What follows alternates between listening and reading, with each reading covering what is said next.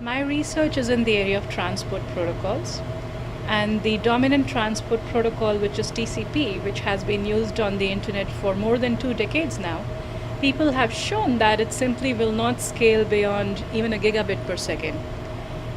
So researchers have worked on newer and newer protocols that can help scale better, but they sort of adopt the same framework that TCP does.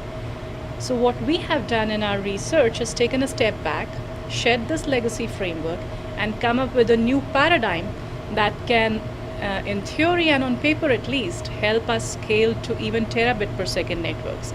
And these high network speeds, terabit per second, are really what physicists and astronomers and the scientific community would need to be able to really harness the power of computing. So most of the protocols people have designed in the past use this legacy framework, which has a fundamental speed and overhead trade-off. If they try to scale to higher speeds, they also impose a huge overhead on the network. If they don't impose an overhead, they can't scale well. The transport protocol wants to figure out at what rate can it send data. What it does is it tries to send some packets at that rate and see if they make their way through fine or not. If they don't make their way fine, then it says, okay, this must be too high, let me scale down. Now when it tries to do this at long time scales, it's sending a huge volume of packets as part of the probe. If you're talking about 10 gigabits per second networks, you could be sending 100,000 packets into the network. If the network can't handle it, you're gone, right? So that's the reason they have to be careful. Okay, let me try, but let me not try a speed that's too high.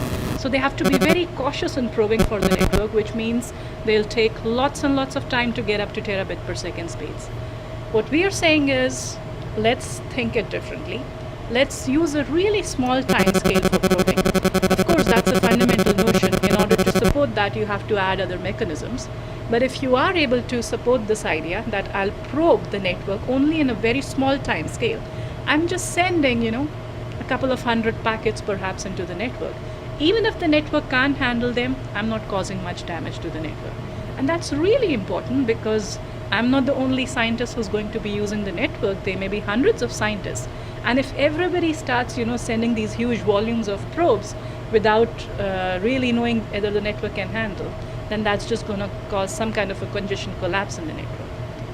So we have just submitted a proposal to the Office of Cyber Infrastructure to take this paradigm and develop 10 gigabits per second and higher speed implementations, production quality implementations of this paradigm on Linux.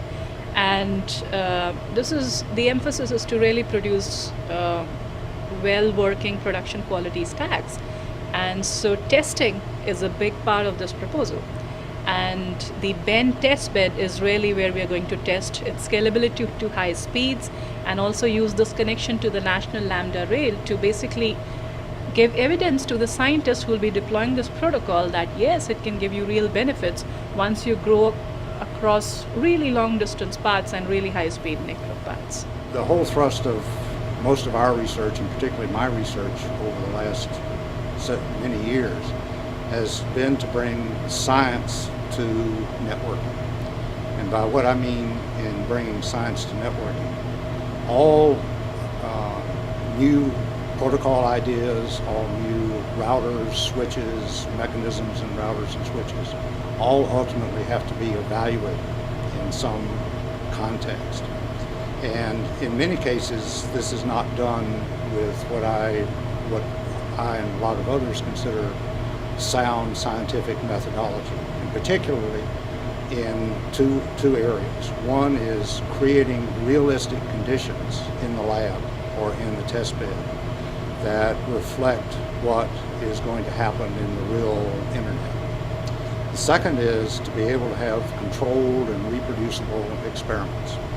You don't know whether a protocol or a mechanism is working properly if you can't try it in different contexts with different types of traffic, with different loads, and expect to be able to reproduce those consistently.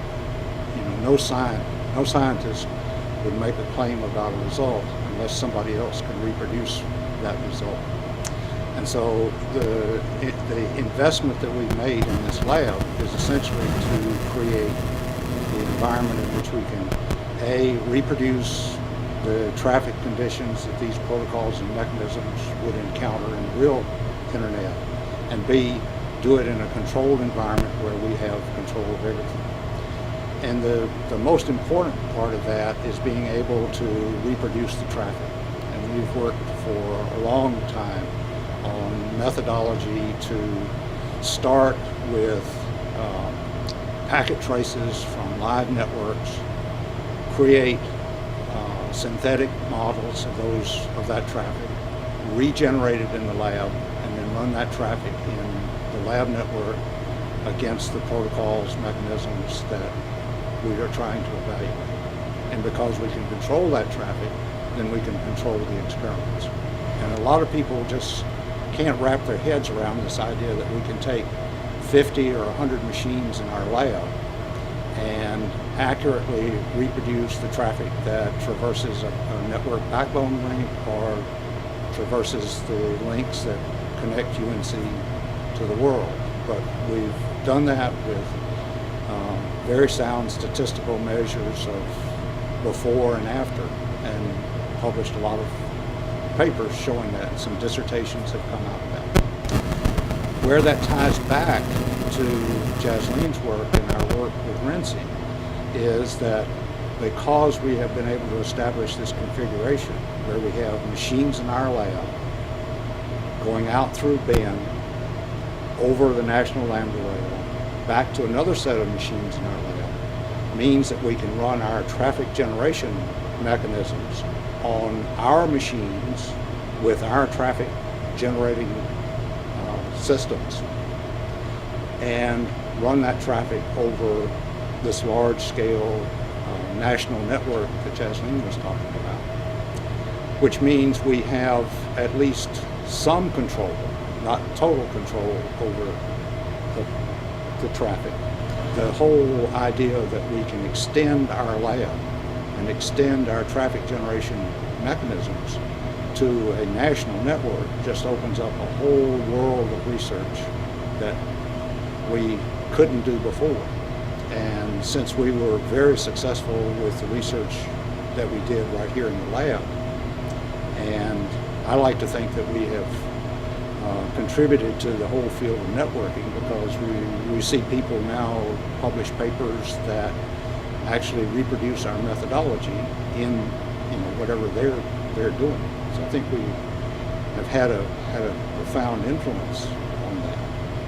And now we're taking it to yet another step by adding the Ben RENCI NLR connection to it, which is going to make us, I think, one of the premier experimental networking facilities in the country.